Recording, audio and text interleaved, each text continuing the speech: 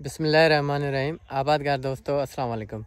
अॼु बनीअ ते मौजूदु हुउसि ऐं साईं मोहम्मद ख़ान हितां लंघियो पे त साईंअ खे मूं गुज़ारिश कई त साईं बनी मुंहिंजे ते अचो ऐं मूंखे हिकु मेन ॻाल्हि जेका आहे उहा मूंखे ॿुधायो।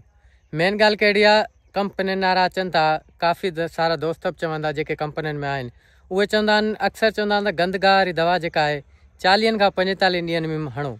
ऐं साईं जेका वीडियो ठाहींदा आहिनि ऐं साईं जेके पोस्टर कंदा आहिनि त चवंदा आहिनि त 20 खां 25 ॾींहं, जीअं 21 असां ॾींदा आहियूं लाॻाणू कणिक खे, त उन खां फ़ौरन जीअं पेर सड़ण जहिड़ी थिए ऐं हणो। साईं खां पुछंदासीं त कहिड़ी कंडीशन में असां उहा दवा इस्तेमालु कयूं गंदगार साईं? बिस्मिल्लाहिर्रहमानिर्रहीम। बहितरीन सुवाल आहे। ख़ासि तौर ते पाण ॾिसंदो रहंदो आहियां त माण्हू चवंदासीं 45 दिन के बाद जो गंदम का जड़ी बूटी का स्प्रे करें। इहो सरासर ग़लति आहे। उहो ट्रेंड ई ख़तमु थी चुको आहे हींअर। तव्हांखे अहिड़ी ॻाल्हि ॿुधाई ॾियां त असांखे कणिक जो जेका खुराक आहे जंहिंमें भाण भितर थिए थो या ॿिया मसाला थियनि था जीअं ज़िंक आहे, हिमिक एसिड आहे वग़ैरह, इहे सभु शयूं या यूरिया DAP फर्टिलाइज़र, इहो टोटल 45 ॾींहंनि में त मुकमिल करिणो आहे। हाणे भाण भितर खाधो खुराक खाराए ड्रो कराए कणिक खे गाह खे ताते उन खां पोइ स्प्रे करण में कहिड़ो फ़ाइदो? कणिक खे स्प्रे तव्हां कयो, 21 ॾींहंनि ते पाणी ॾियो, 4-5 ॾींहं छॾियो त पेर सऊ थी वञे। जीअं तव्हां अंदरि हलो त जूते जे माना हेठिएं हिसे खे गप न लॻे, त इन पोज़ीशन में जेको आहे तव्हां स्प्रे करे छॾियो।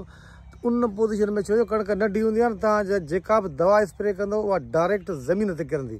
जॾहिं तव्हांजी गोॾे जॾहिं कणिक थी वई, तव्हां भाण सभु खाराए ॾिनो, पोइ जेका बि दवा तव्हां हणंदो उहा दवा कणिक जे पननि ते किरंदी ऐं गाह कोन मरंदो। गाह मारण जो सही तरीक़ो इहो आहे त 25 ॾींहंनि 30 ॾींहंनि जे विच में दवा हणी छॾियो।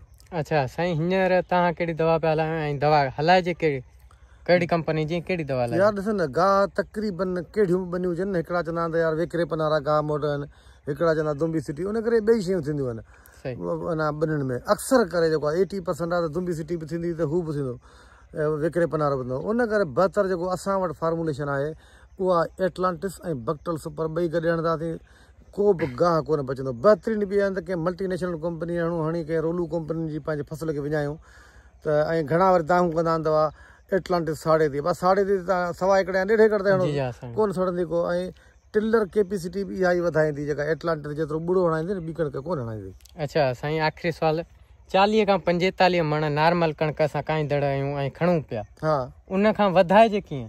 हा, वधाइण जे लाइ पोइ अदर प्रैक्टिस करणी पवंदी, यानी मुतवाज़िन खाध खुराक ॾियणी पवंदी। उन जे लाइ जेको आहे सो असां त आबादगारनि खे इहो ई चवंदा रहिया आहियूं त तव्हां जेको आहे सो जीअं हाणे 25-26 ॾींहं जी कणिक थी न, उन खे ज़िंक 250 ग्राम ऐं पंहिंजो उन सां गॾोगॾु 2 किलो यूरिया ऐं अमाइनो एसिड जंहिंमें ईज़ाबियान बहितर अथव, इन जो हिकिड़ो स्प्रे कयोसि, वरी 15 ॾींहं छॾे ॿियो स्प्रे कयो, उन खां पोइ टियों स्प्रे जेको कयो उन में पोटाश ऐं जेको आहे त बोरान माना इन सां एड गॾु करे ऐं कयोसि त पोइ माना तव्हांजी पैदावार वधी वेंदी। यानी एक्स्ट्रा एक्टिविटीज़ करणी पवंदी। बाक़ी साॻे DAP यूरिया त कुझु कोन न, पोइ साॻा 40 मण खणिजे पोइ त माठ करे वेही रहो।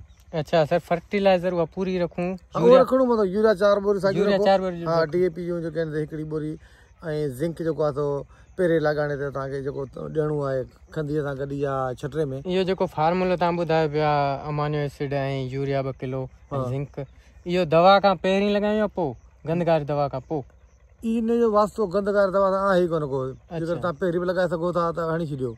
कणिक तव्हांजी 20 ॾींहंनि जी थी वई, 8 ॾींहंनि जी हणी छॾियोसि, ऐं ॿियो वरी 15-20 ॾींहं छॾे पोइ हणी छॾियोसि। इन्हनि जी का फिक्सेशन कोन्हे। फिक्सेशन गाह वारी दवा जी आहे त पहिरियों पाणी ॾियो पिया, 3-4 ॾींहं छॾे उहा दवा लाज़मी हणणी आहे। ठीकु आहे साईं, महिरबानी।